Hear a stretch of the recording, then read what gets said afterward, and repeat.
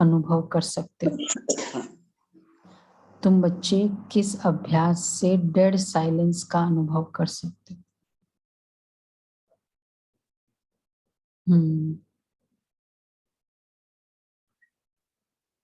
एक है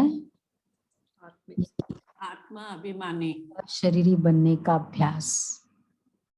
दूसरा साथ में कैसे, अब अशरीरी तो ठीक है, मैं आत्मा करा रही हूँ, लेकिन उसके बाद दूसरा तरीका क्या है? डेड साइलेंस का अनुभव करना। साइलेंस मतलब अंदर संकल्पों का साइलेंस। तो उसके लिए क्या चाहिए? क्योंकि जब तक एक होता है हम योग में साइलेंस का अनुभव करते हैं, और एक है पूरे दिन भी संकल्प कंट्रोल्ड होते हैं।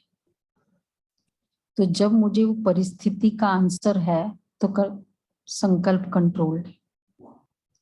बाबा कह रहे एक तो, दूसरा है एक बाप के सिवाय दूसरा कोई याद ना आए। तो पहला है उत्तर, अशरीरी बनने का अभ्यास करो। एक बाप के सिवाय दूसरा कोई भी याद ना आए।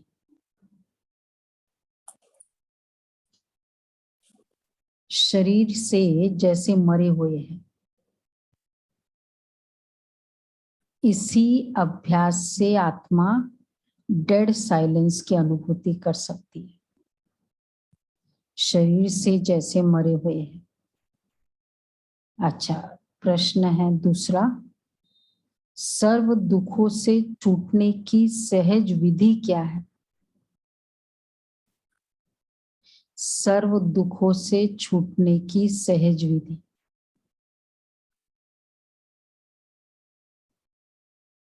कोई तरह का दुख फील ही ना हो, क्या तरीका है उसके लिए? सहज विधि कौन सी है? साक्षीपन, साक्षी होके देखना।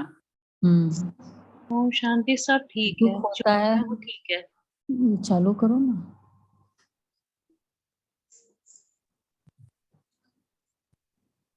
होता है साक्षी भाव में जब स्थित होके देखेंगे तभी उनको समझ सकते हैं। ड्रामा को अच्छी रीति बुद्धि में रखो, वही है न्यारापन की फीलिंग। न्यारेपन कैसे?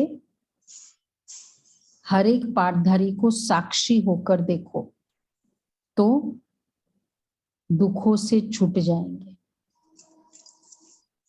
हर आत्मा एक्टर है, और एक्टर कौन है? आत्मा। आत्मा पार्ट प्ले कर रही है, तो सब एक्टर की एक्टिंग अलग अलग होगी कि नहीं होगी? एक कूली की एक्टिंग करनी है, वही 3-4 सुपरस्टार्स को लेके आओ, वही कूली की एक्टिंग और 3-4 स्टार्स है, अलग अलग होगी तरीके। तो हर एक पाठधारी को साक्षी होकर देखो तो दुखों से छूट जाएंगे।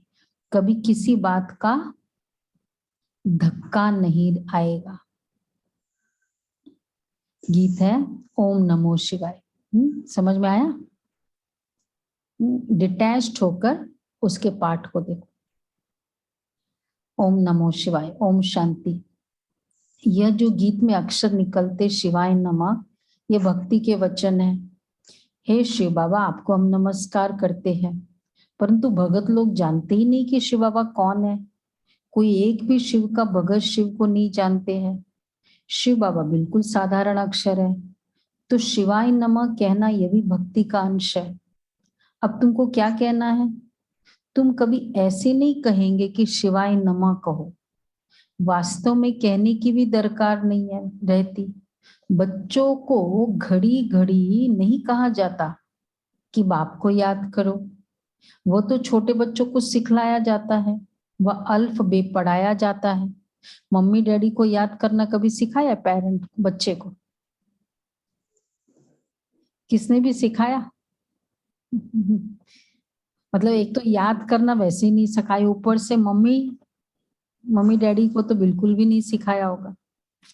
तो बाबा कहते हैं बच्चों को घड़ी घड़ी नहीं कहा जाता कि बाप को याद करो। अब यहाँ कितना सिखाना पड़ता है, माँ को याद करो, बाप को याद करो, क्यों कर सिखाना पड़ता है?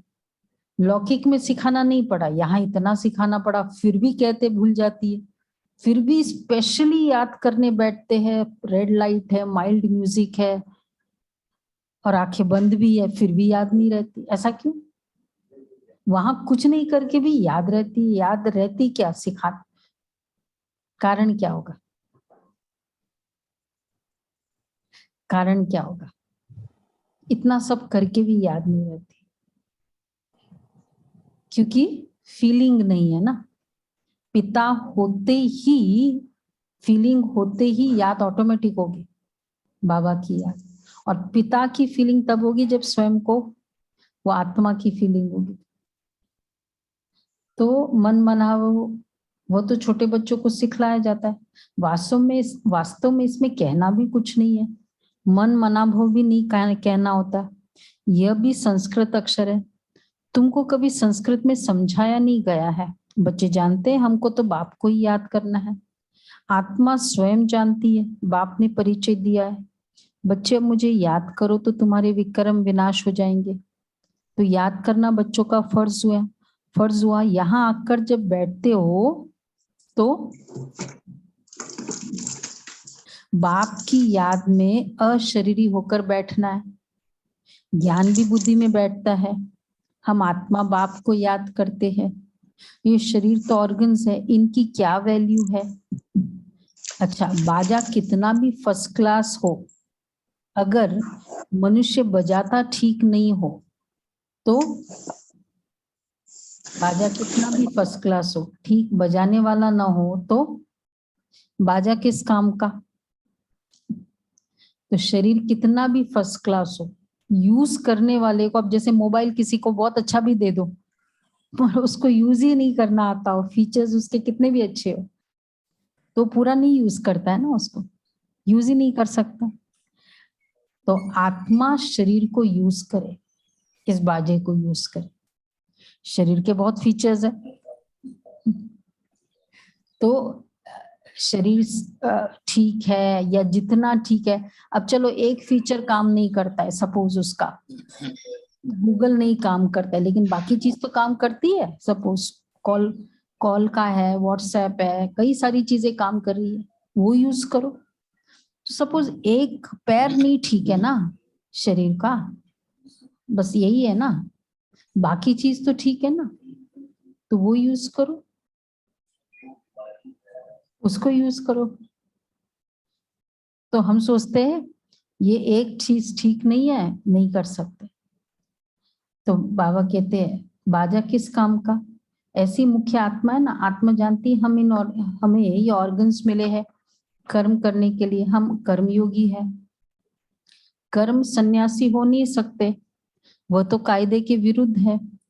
विकर्मों का सन्यास किया जाता है कि कोई हमसे विकर्म न हो, पाप नहीं हो। सबसे बड़ा विकार है काम का। सन्यास धर्म वाले जास्ती विकार को पाप अथवा दुश्मन मानते हैं, इसलिए ड्रामानुसार उनका धर्म ही है जंगल में चले जाना, घर बार का सन्यास करना। यह भी ड्रामा में नूंद है, उन्हों को यह करना ही पड़े। क्यों? अब देखो, ये उनके लिए अब काम विकार से दूर होने के लिए उन्होंने सन्यास वाला तरीका यूज किया। अब उनके समय वो चीज, वो उनके लिए जरूरी था। क्यों जरूरी होगा उनके समय? उस समय बाबा नहीं था। एग्जैक्टली भगवान की शक्ति से आज हम घर गृहस्थ में रहकर प्योर हो सक रहे। उनके पास तो अपनी शक्ति थी ना, अपनी ही पावर थी ना, वो जितनी पावर थी उसके हिसाब से वो पॉसिबल नहीं था कि घर में बैठ के काम हो जाए, तो इसलिए वो तरीका यूज किया। करना तो था ना, भारत को पवित्र थमाना तो था ना। तो बाबा इसलिए कह रहे हैं, इसलिए ड्रामानुसार उनका धर्म ही है जंगल में चले जाना, घर बार का सन्यास करना, यह भी ड्रामा में नोंद है। उन्हों को ये करना ही पड़े, वह धर्म ही अलग है। उनको कोई भारत का आदि सनातन धर्म नहीं कहेंगे। आदि सनातन है ही देवी देवता धर्म, बाकी तो बेशुमार धर्म है। सन्यासियों का भी एक धर्म है जो मनुष्य ही स्थापन करते हैं, भगवान नहीं स्थापन करते। बाबा ने समझाया है कि कोई भी धर्म एक दो के पिछाड़ी मनुष्य स्थापन करते। देखो बाकी सब धर्मों में और सनातन आदि सनातन देवी देवता धर्म में डिफरेंस क्या है? बाकी रिलीजन्स मनुष्य स्थापन करते और ये रिलीजन शिव बाबा परमात्मा खुद स्थापन एस्टेब्लिश करते। तो वह सन्यासियों की निवृत्ति मार्ग का धर्म स्थापन किया। तुम ऐसे नहीं कहेंगे कि परम पिता परमात्मा ने कोई क्रिश्चियन धर्म स्थापन किया। वह सन्यासियों की निवृत्ति मार्ग का धर्म स्थापन किया। परमात्मा स्थापन किया वो क्लियरली बताते हैं। शंकराचार्य जी है, वो मानते भी उनको है। फिर बुद्ध है, क्राइस्ट है, वही मानते। क्रिश्चियन नाम भी उसके अकॉर्डिंग ही चला। तो गाया हुआ है परम पिता परमात्मा ब्राह्मण देवता क्षत्रिय धर्म स्थापन करते, इसलिए वो डिवाइन आत्माएं हैं, सुप्रीम आत्मा नहीं है। डिवाइन सोल्स, और डिवाइन सोल्स भी नहीं, धर्म पिताएं है, रिलीजियस प्रोफेट्स है।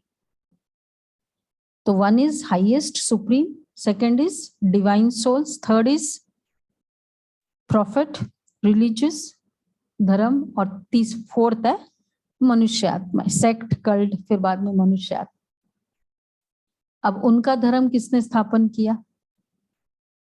सब रिलीजियस फाउंडर्स ने स्थापन किया। और कोई भी धर्म भगवान ने नहीं स्थापन किया। ड्रामानुसार हर एक अपना अपना धर्म स्थापन करते।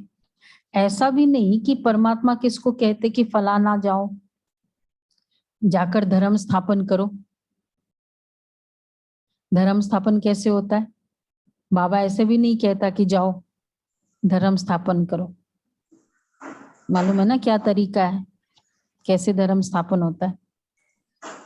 समय के अनुसार होता है। अपने अपने समय के अनुसार धर्म स्थापक आते हैं। टाइम अनुसार वो धर्म उन आत्माओं को चुरपुर होती है। परम धाम से निकलने के समय हर आत्मा को जब जिसका टाइम होता है ना नीचे निकलने का, तो चुरपुर होती है। तो बाबा कहते हैं पवित्र आत्मा बिगर कोई कब धर्म स्थापन कर नहीं सकते, कायदा नहीं है। आत्मा आकर धर्म स्थापन करती है और पवित्र रहती है, और सब धर्म मनुष्य स्थापन करते। ये एक देवी देवता धर्म बाप स्थापन करते, क्योंकि उनको कहा जाता है हे पतित पावन आकर नई दुनिया बनाओ। बुद्धि कहती है भारत पावन था अब पतित है, इसलिए पुकारते हैं। पावन दुनिया में तो कोई मनुष्य पुकारेंगे ही नहीं। मनुष्य तो जानते ही नहीं कि पावन दुनिया कब होती है, पुकारते ही रहते हैं। अंत तक पुकारते रहेंगे, याद करते रहेंगे।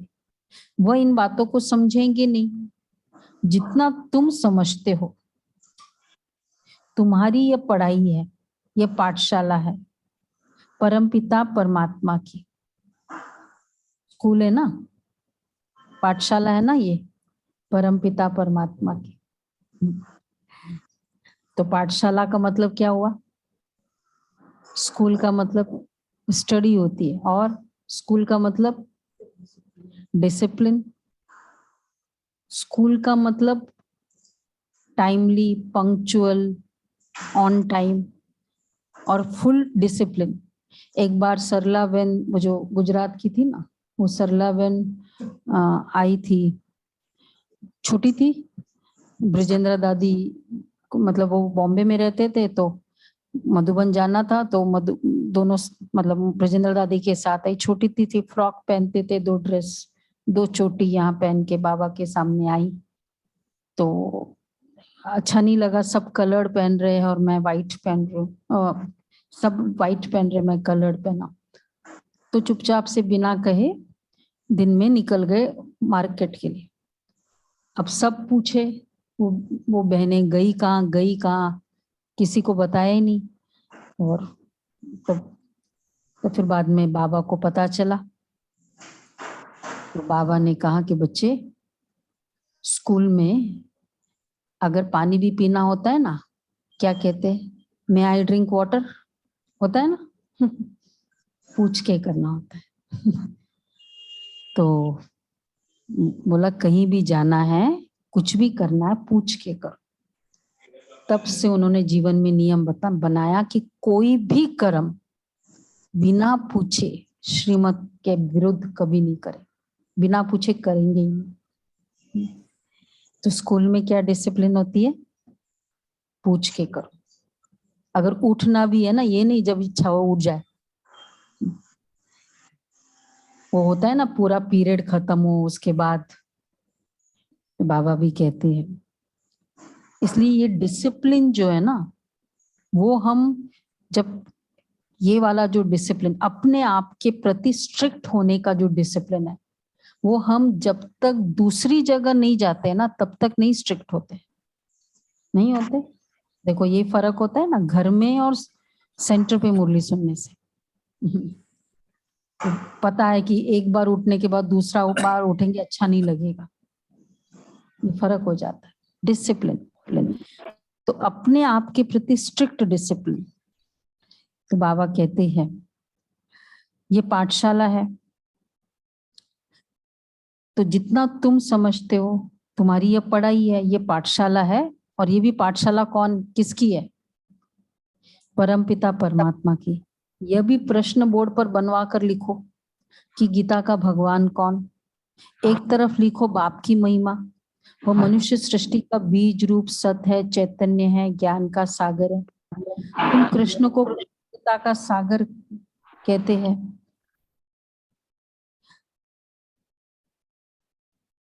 तुम कृष्ण को पवित्रता का सागर नहीं कह सकते हो, क्यों? क्योंकि वह जन्म मरण में आते हैं। श्री कृष्ण की भी महिमा लिखनी है, सर्वगुण संपन्न। इन बातों को मनुष्य तो एकदम भूले हुए है, रावण ने भुला दिया है। गीता का भगवान ही सृष्टि का रचयिता है, उनको भूल गए हैं। पहले नंबर की एकच भूल यह है, कौन सी भूल? गीता का भगवान सिद्ध हो जाए तो सर्वव्यापी की बात भी निकल जाए। भगवान कभी ऐसे कह नहीं सकते कि मैं सर्वव्यापी हूं। गीता का भगवान सिद्ध हो जाए और सर्वव्यापी सिद्ध हो जाए। वैसे तो सर्वव्यापी तो बहुत सिद्ध है, मतलब इवन मॉडर्न माइंड्स इस बात को एग्री नहीं करती है सर्वव्यापी लॉजिकली। तो अच्छा, भगवान कभी ऐसे कह ही नहीं सकते कि मैं सर्वव्यापी हूं। बाप कहते मैं पतित पावन हूं, मैं सर्वव्यापी कैसे हो सकता हूं? एक एक से कितनी मेहनत करनी पड़ती है। बच्चों को समझाया गया है जब यहां बैठते हो तो क्या करो,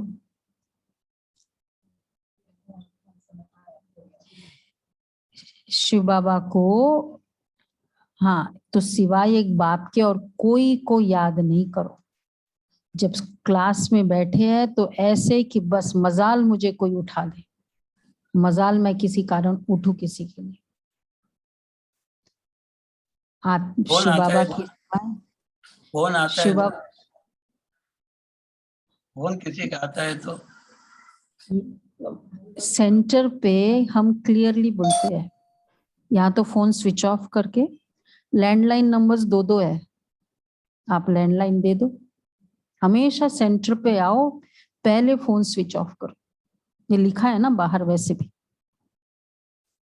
तो ये नियम है। और फिर आओ, और आपको किसी को भी कांटेक्ट करना है, सेंटर का लैंडलाइन नंबर है, दे दो, उठा लेंगे वो तो, जिसको भी करना है। खुद का ही डिस्टरबेंस अवॉइड करना है, मतलब खुद की ही मोटिवेशन होती रहती है ना बार बार। जितना जब फोन ऑन होगा तो कितनी बार चेक करते रहेंगे। और घर में हो तो वो तो सेल्फ डिसिप्लिन है, अब तो आपकी अपनी सच्चाई है बाबा के साथ कि मुझे वो फोन अटेंड नहीं करना है। जितना हम खुद के लिए स्ट्रिक्ट रहेंगे ना, मतलब हम फॉलो कर रहे हैं। तो बाबा कहते हैं हाँ, सिवाय एक बाप के और कोई याद ना है। ठीक है, ठीक है, चलेगा एकदम। कल से सब फॉलो करेंगे स्कूल में। हाँ सॉरी, आज से कर रहे हैं ना। हाँ, कोई कोई नहीं भी करते। लैंडलाइन नंबर दे दो ना, जिनको भी चाहिए करेंगे वो अपने आप। अच्छे से दे दो नंबर। हाँ, बहनें उठाएगी ना। सेंटर का नहीं, सेंटर का तो जो होगा वो बहनें करेंगी ना। वो ठीक है ना, बहनों के लिए अलाउ चलेगा वो, क्योंकि भाई जो भी है सेवा है, हमारा डिस्टरबेंस है। और इवन आप जो घर में रहते हैं, अगर कल हमने सच्चाई का किया ना, सच्चाई है तो पूरा स्विच ऑफ करो, चाहे कोई लैंडलाइन हो, क्यों मैं अटेंड करूं। अगर हम समझते हम एक्चुअली क्लास कर रहे हैं और this is the only class हम कर रहे हैं, तो ये सच्चाई है। क्यों इधर उधर फोन, चेहरा इधर उधर देखे करे, चाय पिए, जो दीदी ने भी कहा ना, वो कुछ भी नहीं। डिसिप्लिन, एक बाप के सिवाय चाय भी याद ना है, पानी भी याद ना है। पानी पीते हैं क्या हम लोग? क्लास में हम पानी पीते हैं क्या? बीच बीच में कहाँ पीते हो? देखो वो एकदम जो बोलने वाला होता है ना, उसमें फिर भी डिफरेंट है कि भाई कंटिन्यूअसली कभी खांसी आ जाए, कभी वो बोलने वाले की बात अलग होती है। सुनने वालों में अनलेस एंड अनटिल कोई बीमारी है, क्यों करना चाहिए? ये भी डिस्टरबेंस है। देखो एक जन पानी पिएगा ना, वो उसके पीछे बैठे वाला वो उसके मतलब डिस्ट्रैक्शन वाली नेचर है हमारी। ये बाबा सब डिसिप्लिन सिखाते थे क्लास में। तो बाबा क्या कहते हैं, तो पुकारते ही रहते हैं। तो ये पाठशाला है। तो जिनकी प्रैक्टिस नहीं है, सारा दिन सर्विस में रहते हैं, वह निरंतर शिव बाबा को याद करे, ये बड़ा मुश्किल है। याद न करने से वो डेड साइलेंस हो ही नहीं सकता। तुम अशरीरी बन जाते हो, गोया शरीर से मर जाते हो। मरता शरीर है, आत्मा थोड़ी मरती है। आत्मा कहती मैं शरीर छोड़ता हूँ, मैं मरता हूँ, ये अक्षर कहना रॉन्ग है। आत्मा ने शरीर छोड़ा, ये राइट अक्षर है। ये समझ की बात है। आत्मा एक शरीर छोड़ दूसरा ले पाठ बजाती है। पाठधारी तो सब है ना, आत्मा पाठ बजाती रहती है। अभी तुम बच्चों को ये ज्ञान मिलता है ड्रामा प्लान अनुसार, उनको दूसरा शरीर ले फिर पाठ बजाना है। इसमें दुख हम क्यों करें? वो आत्मा इधर से गई, इधर का पाठ कंप्लीट हुआ, अब वो आत्मा दूसरा पार्ट प्ले करेगी। देखो कितनी खुशी होती है, बच्चा जन्मता है तो खुशी के लिए गई है, उसकी भी खुशी, उसकी भी खुशी। हाँ, तो यही तो आत्मा का ज्ञान नहीं है ना, और पाठ का ज्ञान नहीं। आत्मा का ज्ञान तो फिर भी है, वो इसका पाठ इतना ही था। और हर कोई का पाठ फिक्स्ड है, फिक्स्ड है ना पाठ। तो जितना पाठ होगा उतना वो याद करेगी। हर एक अपना पाठ बजा रहे हैं। भले तुमको ज्ञान मिला है तो भी जब तक परिपक्व अवस्था हो तब तक कुछ धक्का आ जाता है। तो हम इस ड्रामा में हम एक्टर हैं, ये बात भूल जाती है। ड्रामा को जान जाए तो दुख कभी हो नहीं सकता। तुम ड्रामा के आदि मध्य अंत को जानकर कहते हो फलानी आत्मा ने शरीर छोड़ा, जाकर दूसरा लिया। ये लिया, इसलिए वो जब हम आत्मा उन संबंधियों के साथ रह रहे होते उस समय ये बार बार दृष्टि जानी चाहिए। आज प्रैक्टिस करें, वैसे होमवर्क में नहीं है, लेकिन इस आत्मा का एटलीस्ट रोज जिन आत्माओं के साथ रहते 5 बार ये स्मृति रखें कि ये आत्मा का पाठ जब तक है तब तक ये मेरे साथ है। उससे क्या होगा? पॉसिबल है ऐसे याद करना? कि कहेंगे अरे ये तो बड़ा डिफिकल्ट है। नहीं है, डिफिकल्ट है या हाँ या नहीं? नहीं है डिफिकल्ट, इजी है, इजी, इजी है। इजी 5 है। बार एकदम इजी है। हर आत्मा के लिए फील करे 5 बार, ये आत्मा, तो क्या हो जाएगा? अब इतनी बार रोज मैं कर रही हूँ, 25 बार एक हफ्ते में हो जाएगा, 5-5 बार, 5-5 बार। तो जब भी कोई परिस्थिति आएगी, आनी तो है ना ये पुरुषार्थ, तो उस समय आत्मा कितना रेडीली पावरफुल बनी रहेगी। ये एक्चुअली अपने आप को शक्ति देना है, ये संकल्प करना है। तो आज से करे सभी, ये अपना अपना अटेंशन है। शरद भाई करे, ये आत्मा, इसका जब तक मेरे साथ पार्ट है होता है ना, एक फिल्म में उसके साथ रोल है, फिर दूसरे फिल्म में दूसरे के साथ रोल है उसका, हर एक, और दुनिया में कहते हैं ये रियलिटी है जीवन की।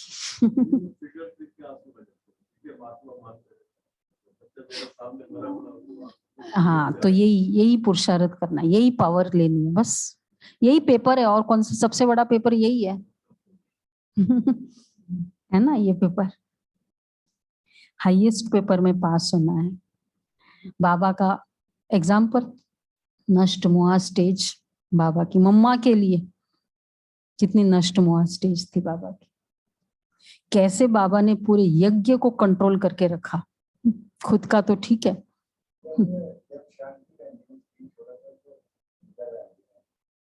गीता बहन जी एग्जाम्पल थी।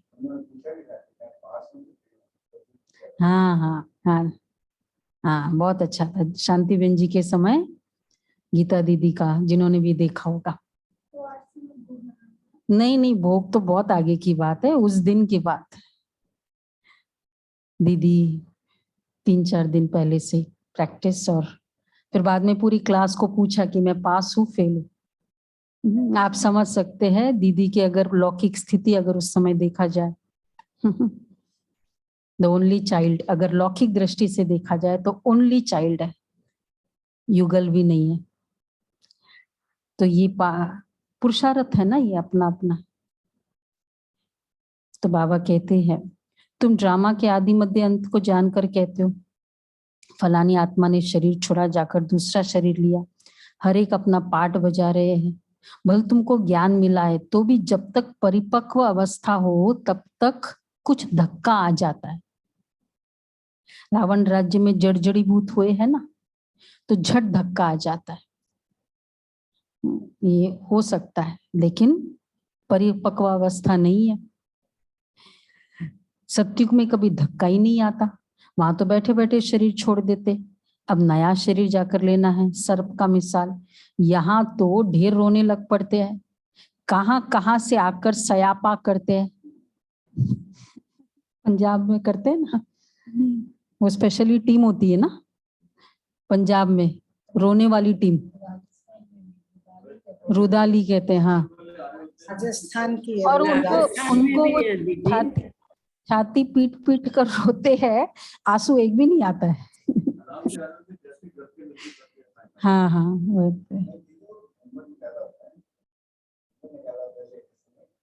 नहीं व्हाटएवर, मतलब आंसू एक भी नहीं आता है। तो सतयुग में ये बातें होती नहीं, चाहे रुलाए लोगों को।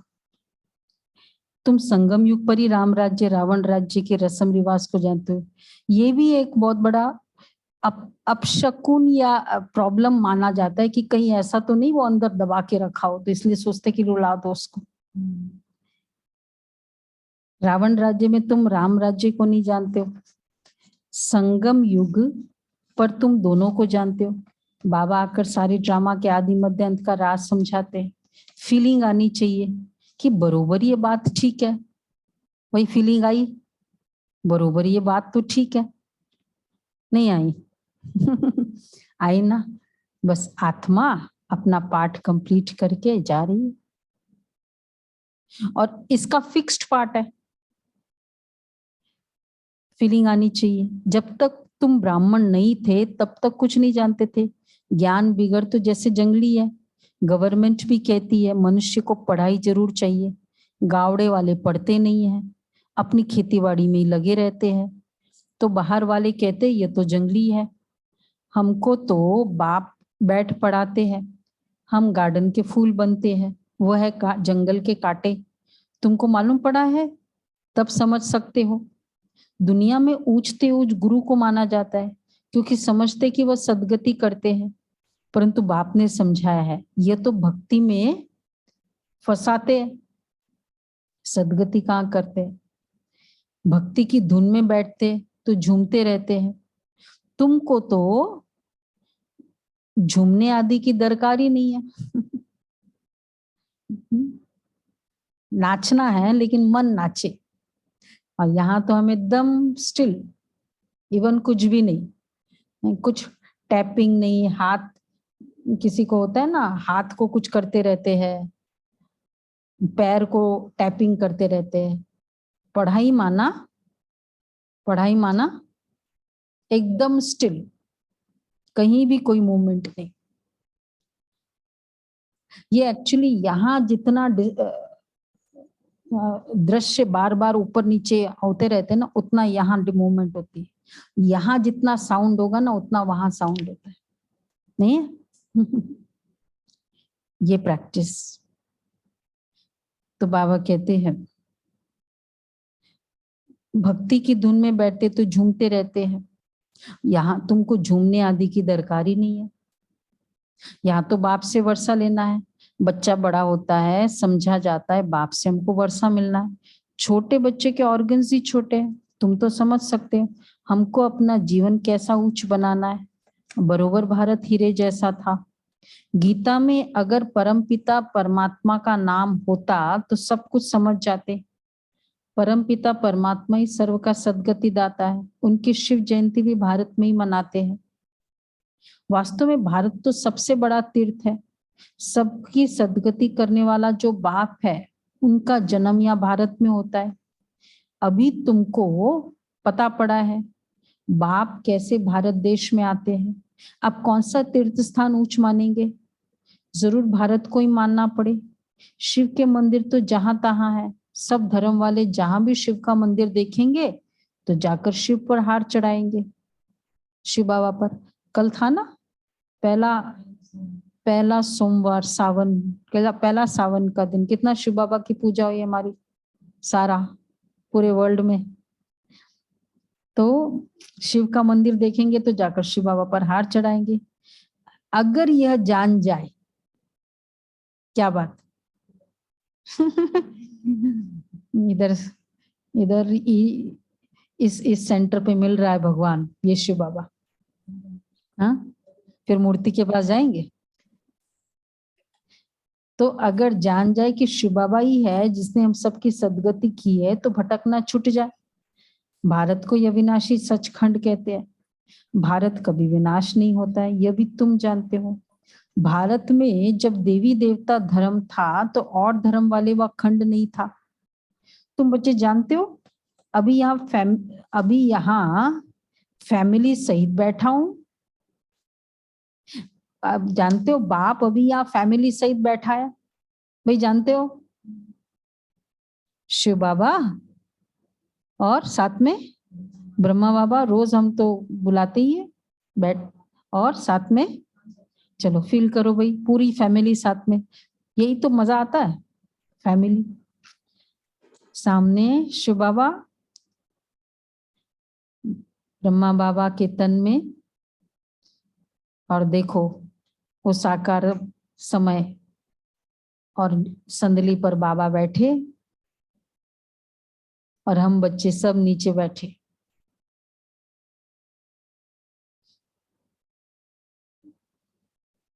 बाप दादा एक एक को दृष्टि दे रहे हैं।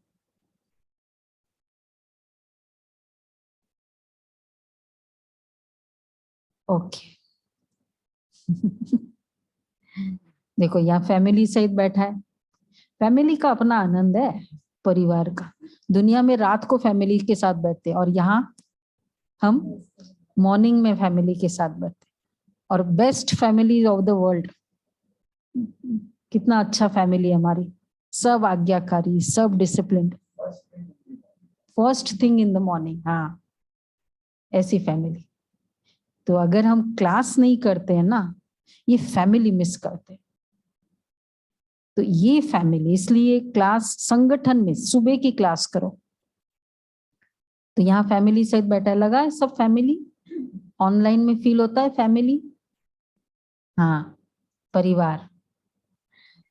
तो ये ईश्वरीय फैमिली है, और वो है ये ईश्वरीय फैमिली है, और वो वाली है लौकिक family. जिस्मानी फैमिली। वो हिसाब लौकिक किताब है। family. और थोड़ा स्ट्रॉन्ग वर्ड यूज किया बाबा ने और वो है आसुरी फैमिली। मतलब जहां एक दूसरे को दुख देते रहते, मैसेज नहीं पढ़ा बच्चे, मैसेज का जवाब दिया नहीं, पढ़ा नहीं, अच्छा पढ़ के फिर जवाब नहीं दिया, दूसरा टेंशन। अच्छा जवाब दे के मतलब उल्टा पुल्टा जवाब दे दिया क्या कहेंगे, आसुरी फैमिली नहीं है। और हमारे यहाँ जो भी जिसको भी मैसेज करो तुरंत जी हाँ आज्ञाकारी, ऐसी मैसेज आता है वापस। तो बाबा कहते हैं तुम्हारे में भी कोई कोई है जो अच्छी तरह समझते, शुद्ध अहंकार में रहते, देह अभिमान है शुद्ध अहंकार। देवताओं के चेहरे पर कितना हर्षित पना रहता है, तुम्हारा शुद्ध अहंकार गुप्त है। आत्मा को बहुत खुशी होती है, ओहो कल्प बाद फिर से बाबा मिला है, हमको राज्य भाग्य का वर्षा देने के लायक बना रहे हैं, बड़ी खुशी रहनी चाहिए।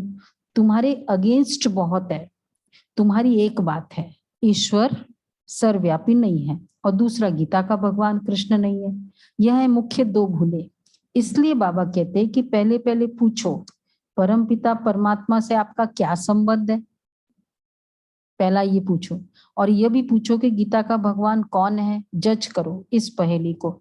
इसको हल करने से सेकंड में जीवन मुक्ति पा सकते हो कि गीता का भगवान कौन है। इस पहेली को हल करो, जनक मिसल सेकंड में जीवन मुक्ति, इन 1 सेकंड। कोई भी डिसीजन लेना जो होता है ना वो सेकंड में होता है, और सेकंड में फ्रीडम। ये तो भारत में मशहूर है। अब जैसे वो अभी एग्जाम्पल सुना है, उन्होंने जीवन भर के लिए डिसीजन ले लिया कि कुछ भी हो जाए पूछे बिगर नहीं जाना है। मुक्ति, जीवन मुक्ति कितने सेकंड की है, 1 सेकंड। ये तो भारत में मशहूर है। उसने कहा कौन है जो हमको सेकंड में ब्रह्म ज्ञान देवे। अब सेकंड में समझ लो मैं आत्मा हूं, फील करे 100% मैं आत्मा हूं, ये मेरा पार्ट है और उनका भी पार्ट है, 1 सेकंड की बात है। तो ये ब्रह्म ज्ञान है ना, ब्रह्मा ज्ञान है ना, जो ब्राह्मण ब्राह्मणियां देते, उनको ज्ञान देने वाला ज्ञान का सागर शिव है। इन बातों को वह समझते ही नहीं है, ब्रह्म ज्ञान कह देते हैं। ब्रह्मा भोजन को ब्रह्म भोज कह देते हैं। हम लोग ब्रह्मा भोजन कहते हैं, वो ब्रह्म भोज कहते हैं। ब्रह्म तत्व है, उनको समझाना चाहिए। ब्रह्मा तो है बाप, उनका बाप है शिव। ये बातें मनुष्य बिल्कुल नहीं जानते। पहले तुमको ये बातें थोड़ी समझाई थी, पहले तो तुम बच्चे सगीर थे, अब बालिग हुए हो। सगीर छोटे 18 के नीचे होते ना, सगीर थे, अब बालिग हुए, अब एडल्ट हुए, बड़े हुए। बाप कहते हैं आज तुम्हें गुह्य बातें समझाता हूं। बात बिल्कुल सहज है, मन मना भव। जैसे बीज और झाड़ का विस्तार कितना लंबा है, बीज और झाड़ मतलब ये सृष्टि चक्र आ गया, वो कितना लंबा है, समझाते रहते हैं। अभी हम त्रिकालदर्शी बन गए हैं, रचयिता और रचना के आदि मध्य अंत को जान गए हैं। इस समय तुम्हारे सिवाय और कोई सृष्टि के आदि मध्य अंत को जानते ही नहीं है, हम भी नहीं जानते थे, अभी तुम समझते हो। सबसे जास्ती भक्ति शुरू हुई है, सबसे जास्ती भक्ति शुरू हुई है, हमारी उतरती कला होती गई, चढ़ती कला होती है सर्व का भला। उतरती कला में किसका भला होता है क्या, चढ़ती कला तेरे बहाने सर्व का भला। अच्छा, उतरती कला में सर्व का भला होता है क्या? ये सब समझने की बातें हैं। ये भी ड्रामा में नूंद है।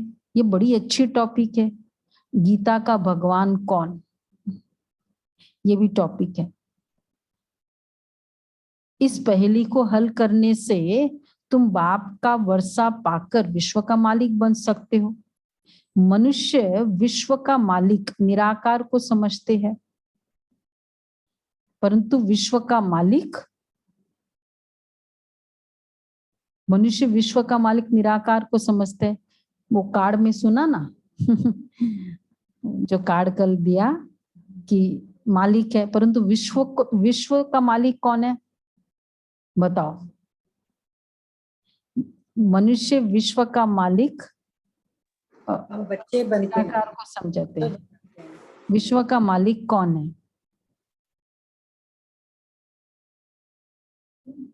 बोलो बोलो। विश्व का मालिक निराकार को समझते हैं, पर एक्चुअली विश्व का मालिक कौन है?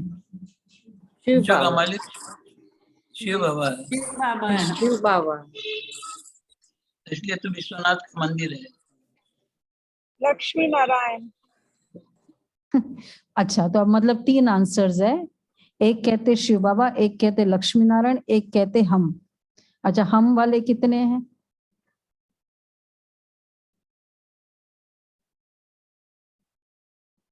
ओके, एक कहते लक्ष्मी नारायण। लक्ष्मी नारायण वाले एक है, एक है, एक है। अच्छा, और शिव बाबा निराकार, निराकार शिव- विश्व का मालिक है। शिव बाबा।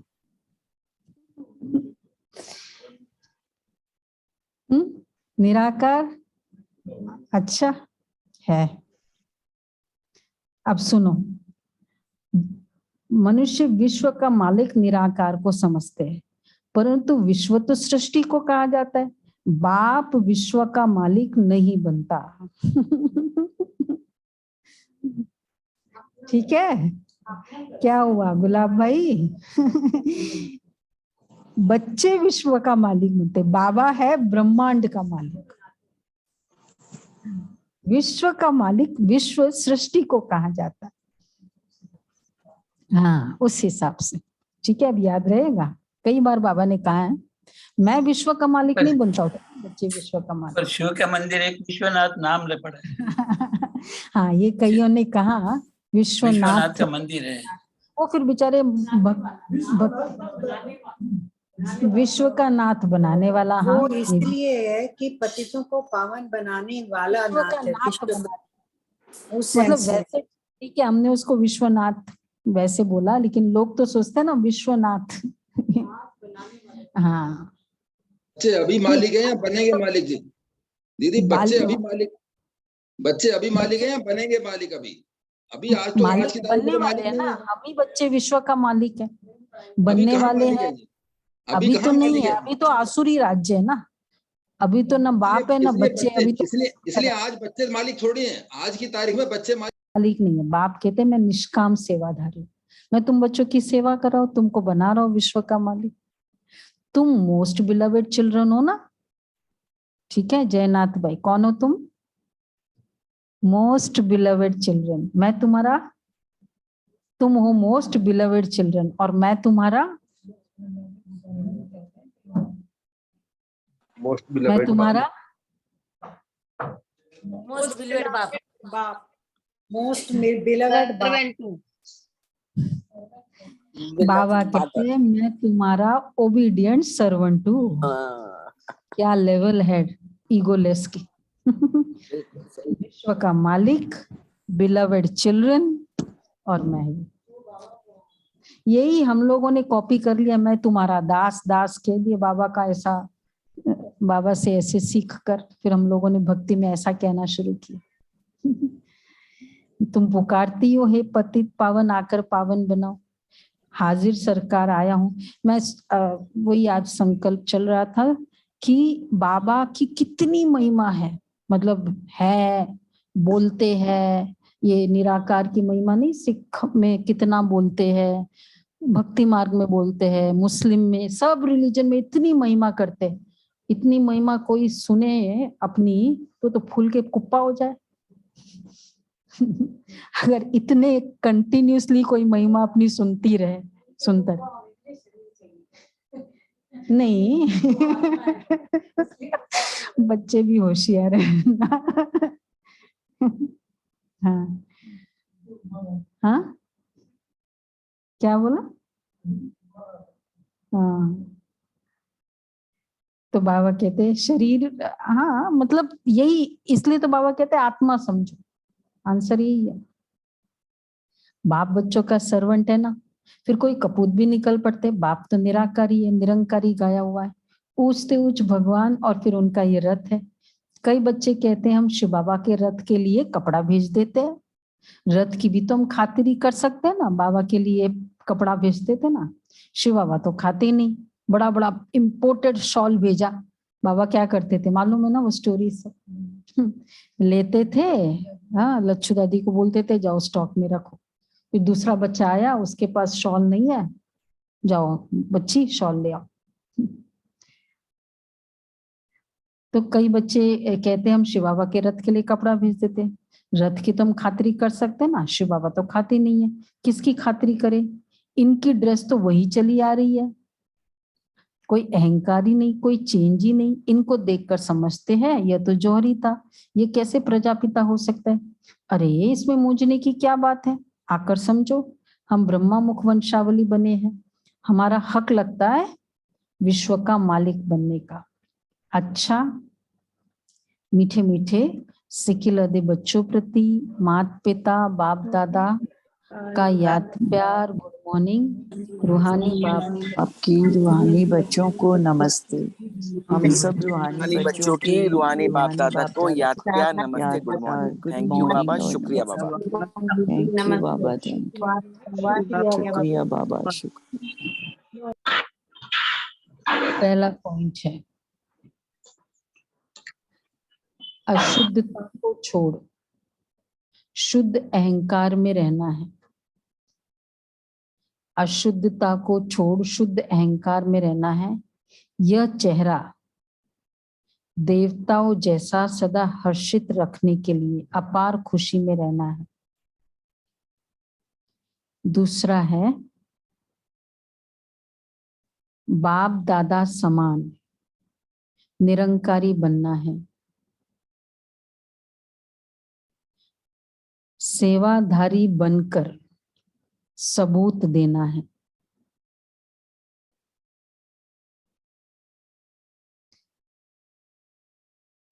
कभी कपूत नहीं बनना है।